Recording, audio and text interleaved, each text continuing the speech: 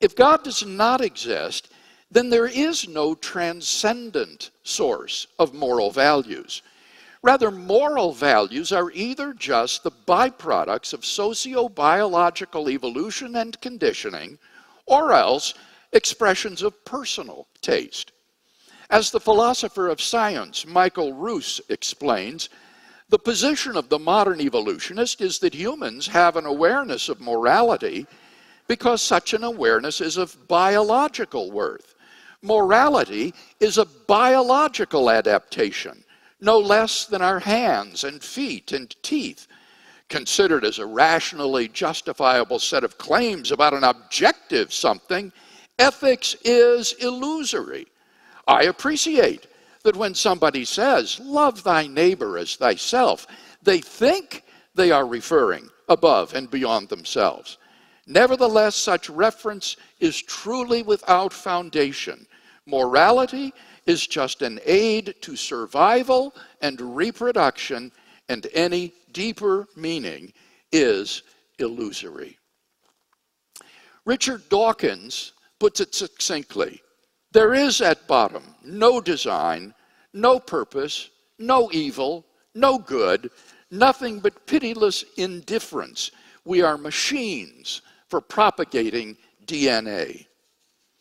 In a world without God, there can be no objective right and wrong, only our culturally and personally relative subjective judgments.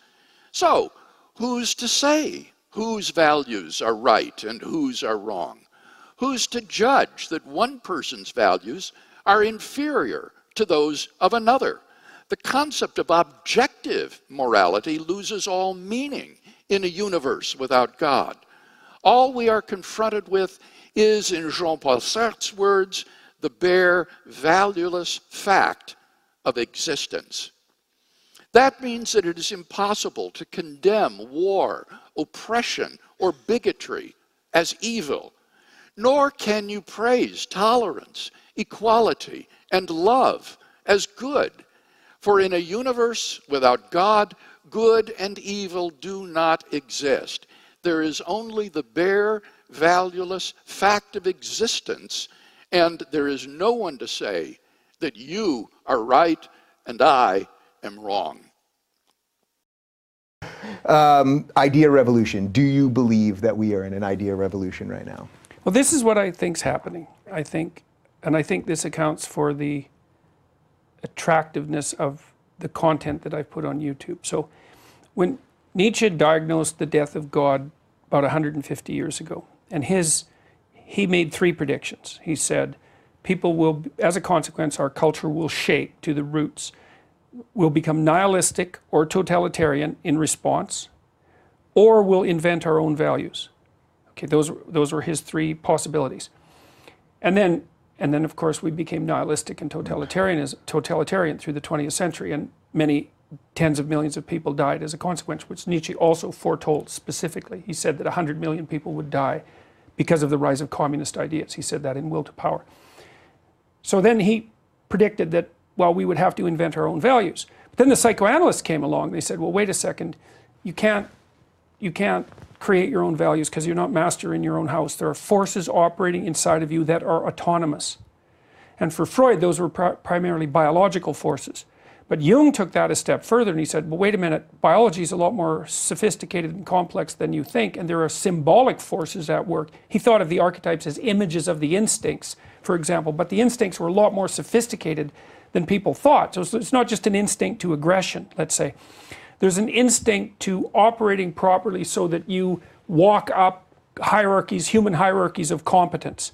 It'd be something like that. Mm-hmm. And that's an archetype of the ideal in some sense. Jung thought the gods didn't disappear, they went inside, they went into the psyche. And so he dove down as far as he could dive to find out what those eternal images were and to bring them back up to the surface. And that's what I've been continuing, I would say, in my lectures. I'm saying, look, there are elements to the ancient story that are not only, they're deeply correct, and you cannot live, and you live in hell unless you know them. It's something like that, and that's the case. So, and I think I'm hoping that's what is happening, is that people are starting to understand that people's lives do have a transcendent purpose. That's the most appropriate way of looking at life, that our brains are in fact evolved to reveal that purpose to us, which I also believe. I think the neurological evidence in that regard is quite clear.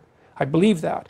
And so I'm hoping that what we're at the end of postmodern despair. That's what I'm hoping. Yeah. So to me, what you're giving there is sort of a realist version of religion. You're saying these stories are needed for a very real way. I suspect you basically agree with that. Yeah, I mean, I do. And what's fascinating about this is, I mean, Jordan may be closer to Aristotle than I am to Plato, but I think that we almost have a Platonic versus Aristotelian argument going on here, because it seems like what you're talking about is the idea that if we dig down deep enough into our biologies and into our neural networks, what we find is a common set of shared values that, if you refuse to acknowledge them, leads to grave unhappiness. And what I'm almost at every level, right? And what I'm coming from is almost a Platonic idea, which is that the mind of man reflects the mind of God, to the extent that you can, that not only is I would argue, as an Orthodox Jew, revelation is necessary, but even if you don't use revelation, that using your capacity to reason, you can find a purpose in something above. But we end up at the same place, which is the set of values that, if you actually if you stray away from this common set of values, and I'm talking like the most root level values, personal responsibility, free will, it's your job to be responsible for members of your family. It's your job to make good decisions and responsible decisions, and not to blame the society around you for failures that you are yourself responsible for. You can't surpass your own innate capacity in terms of, you can't expect society to make up for your lack of innate capacity in certain areas. You just have to make the most of what you have in front of you. You and I agree on the values, but I think that the source of the values, there's going to be a slight disagreement on. I think it's a profound place for disagreement, because, and I don't understand how to mediate it exactly, because I'm not willing to dispense with the metaphysical. I mean, this is essentially what I said to Sam when I was debating him, is you know, he said, well, you know, a lot of religious people, and he sort of suggested that I, you know, think that atheists can't be moral people, and I said, I don't think that that's true at all. I mean, the point that I'm making is, you have to get to these values to have a civilization. How you get to those values, in my view, you know, I think requires a leap of faith. You can make that leap of faith a variety of different ways, but you're going to end up needing these central values at root if you're going to build a civilization off of that. So whether you do that through, you know, the kind of method that Sam wants to get to, what was weird is that, you know, Sam and I come from completely different perspectives on virtually everything, but we share probably 90 to 95% of our values. Yeah. And so what I would suggest is that those values are rooted in a Judeo-Christian civilization that is mixed with a Greek civilization that brought us to the same place, because we grew up 5 miles from each other. So of course we have the same values. Right. His counter-argument to that basically would be that you're really talking about Enlightenment values, but you would say those values ultimately came from Judeo-Christian but, you know, values. The funny thing that. about that is that's actually a silly argument, that those are Enlightenment Well, values. I hope you guys will talk about this when you're on stage together in a couple I think the biologists weeks, right? have already made short shrift of that. It's like, Sam can't be an evolutionary biologist and say that the values that run Western civilization sprang from the Enlightenment. It's like you don't get to have those two time frames at the same time. I may have slightly been putting words in his mouth there. No. I disagree with you a little bit about the atheist issue, because I think this is the reason. It's like, if you think about the layers of the mind, with the iceberg analogy, it's like, well, you've got your patterns of action, and then you've got your justification for those patterns of action. You might think that those are rational, but then there's something underneath that, which is like the images that represent reality and the stories that represent reality, and then there's something underneath that even. And I think that to be religious is to have all of those things in order simultaneously. And I don't think that you can have an ethic that's only grounded in rationality, because I think the integrity of that rationality depends on the integrity of stories that you don't understand that exist. So let me rephrase, because I actually agree with everything you just said. When I say that we have to agree on these values in order for us to build a civilization, how you get there is your own business, I mean on an individual level. I don't mean that every way you get to those values is equally valid. Right? I think that otherwise Sam and I would agree, right? I do not think that the mode of thinking from evolutionary biology to the values that I think are necessary for building a civilization are even... See, I see weaknesses coming up in Sam's representations for this reason. The first thing is he has to dispense with consciousness, and he has to dispense with free will. And I actually think that's deeply problematic. And I think the reason he has to do that, and Dennett does it too, is because there is something metaphysically strange about consciousness. And you can't allow for that if you're a reductionist materialist. And so I'm more than willing to say, look, I don't understand consciousness at all. And the more I think about it, the less I understand it, because it seems to be the linchpin of being.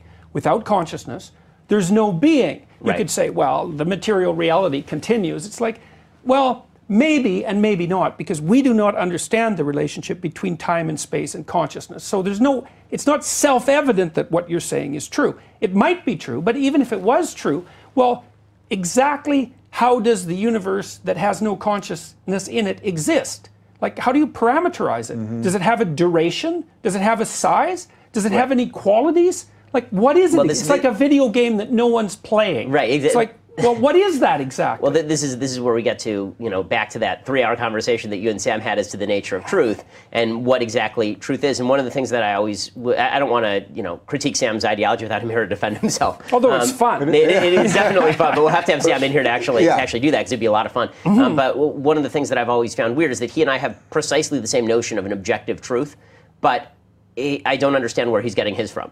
Meaning that, like, I'm getting. Yeah, and I don't either. Like, well, and he also stresses. Because if you base your viewpoint on materialist evolutionary biology, then what you would say is the truth is that which is most biologically successful, right? That's the claim I was making when I talked to Sam. Right, exactly, which is your claim, and also a claim that leads to religion, because biologically speaking, religious believers are more biologically successful than non-religious believers over the course of human history. Religious belief evolved. Right. That's the thing.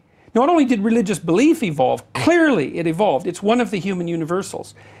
The capacity for religious experience evolved. Well, you might say, why? Well, maybe you could take the viewpoint that seems to be characteristic of Steven Pinker and say, well, it's a spandrel. It's just a side effect of something more substantial. And my objection to that is, define your spandrels first. Right, exactly. You don't get to define them post hoc, You don't get to you don't get to define away the side effects of the drug. Right. Exactly. That's exactly it. Yeah. When people talk about drugs, very often what they'll do is they'll say, well, the drug is for a headache, but it has the side effect of causing you cancer. Right. And it's like, well, no, the drug causes cancer. Yeah. Right. It's not a side effect. Right. Yeah. I've studied a variety of great psychologists. Jean Piaget and Carl Jung and Freud and Carl Rogers, many of the great 20th century clinicians. And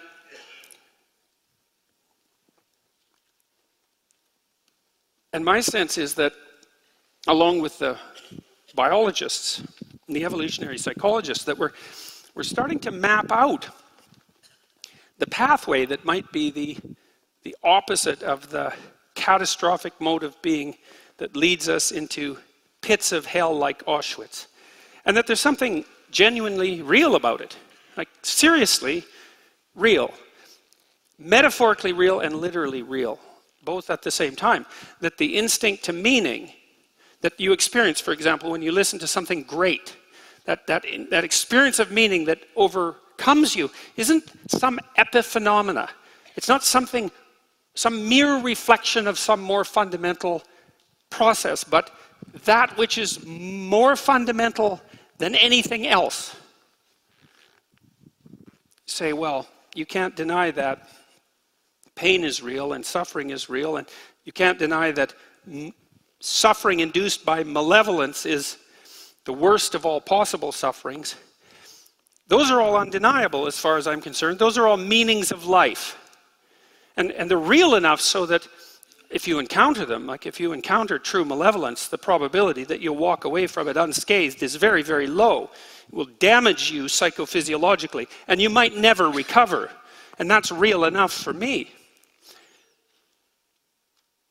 Well, is the path away from that real? Is the path that transcends that real? Maybe it's more real. That's what I've come to believe, as pessimistic as I am about the nature of humanity, myself included.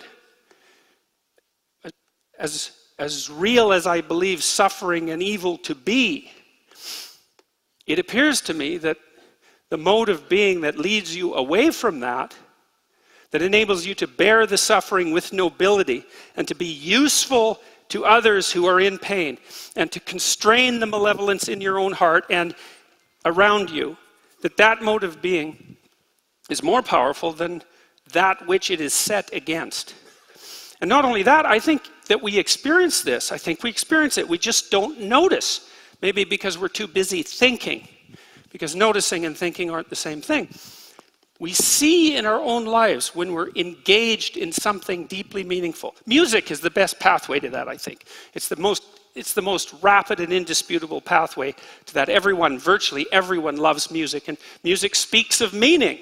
It does it directly. It shows you what life would be like if it was ordered and harmonious, and you were dancing along with it properly. It gives you an intimation of psychological integrity.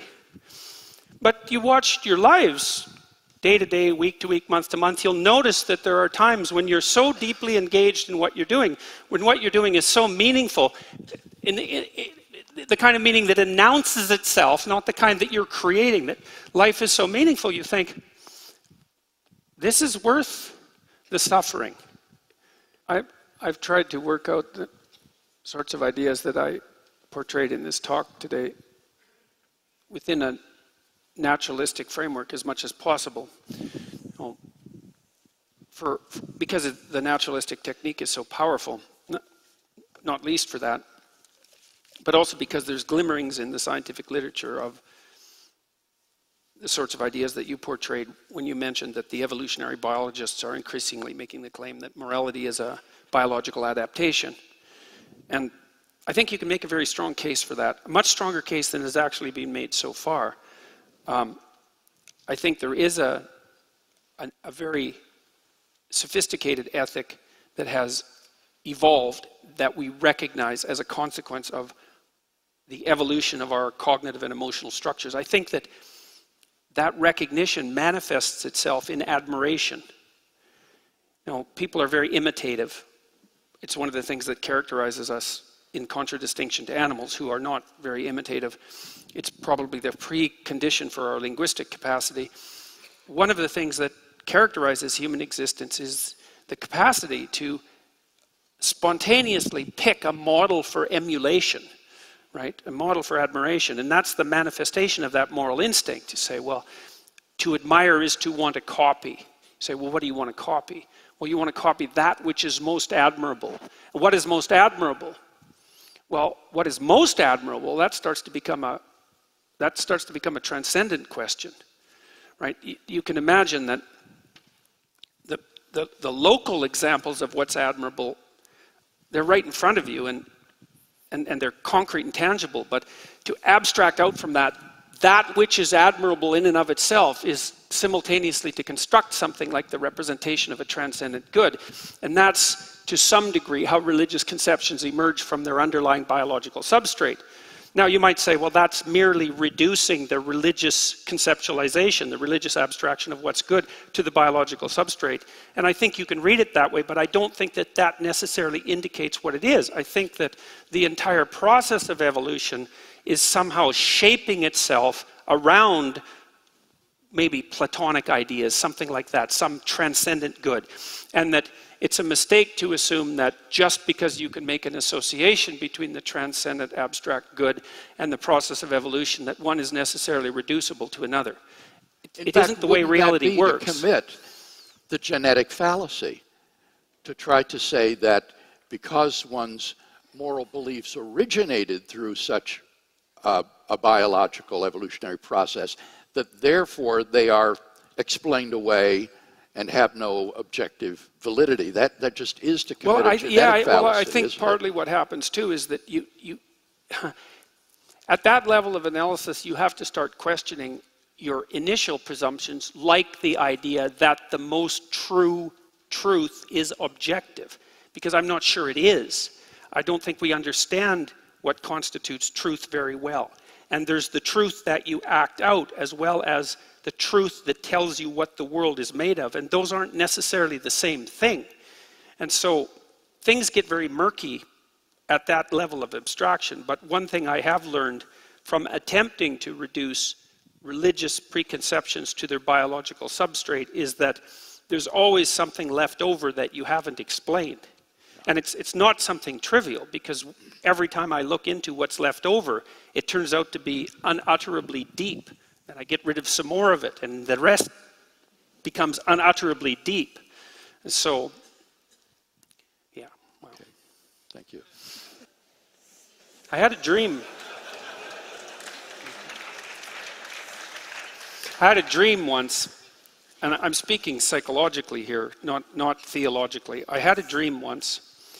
I was in the cemetery of an old church, an old cathedral, surrounded by the graves, and there were indentations in the grounds where all the graves were, and all of a sudden the graves started to open, and it was a graveyard where great people, great men of the past had been buried, and so grave opened and an armed king stood up, and then another grave opened and another armed king stood up, and this happened all around me, and these were very formidable figures, right? They were the great heroes of the past, and after a number of them appeared on the scene, they looked around and saw each other, and being warrior types, they immediately started to fight. And the question is, what stops the great kings of the past from fighting? And I had a revelation after the dream. I can't remember if it was part of it, but yes, it was part of the dream. They all bowed down to the figure of Christ. I thought, and then I woke up and I thought, what in the world does that dream mean? What in the world could that possibly mean? And then I understood it. I understood that if you have 20 kings, let's say, and you took the thing that was most king-like about each of them, and then you combined it into a single figure, then you'd get a single figure of transcendent heroism, of transcendent good. And it's a tenet of the Jungian school of psychology, let's say, that figure of transcendent good is symbolized by the image of Christ. And the purpose of that image is so that even the tyrannical king has someone to bend his knee to. And that's absolutely vital. I mean, you don't have to approach it from a religious perspective, although you inevitably do, because when you speak of things at this level, that's what happens. But you need an image of the transcendent embodied good to serve as something that unites the great tyrants of the past. It's something like that. It's an emergent vision of embodied unity. And it's a psychological necessity. It's a sociological necessity. And I think it bears very strongly on your question about why is it that people matter. It's the classic Western answer to that, the Judeo-Christian answer to that, is because you have a spark of divinity within you, and that divinity is a reflection of this transcendent good. And it's obligatory for me to recognize that in you, and vice versa, if we're going to inhabit the same territory without mayhem, peacefully, and with the ability to cooperate. Now, you might say, well, the mere fact that a transcendent image is necessary as a uniting figure doesn't prove the reality of that image. But I would say, well, yes, but it doesn't disprove it, and it strongly hints at something more profound, especially when you also ally it with the observation that the encounter with something truly admirable produces the instinct of awe.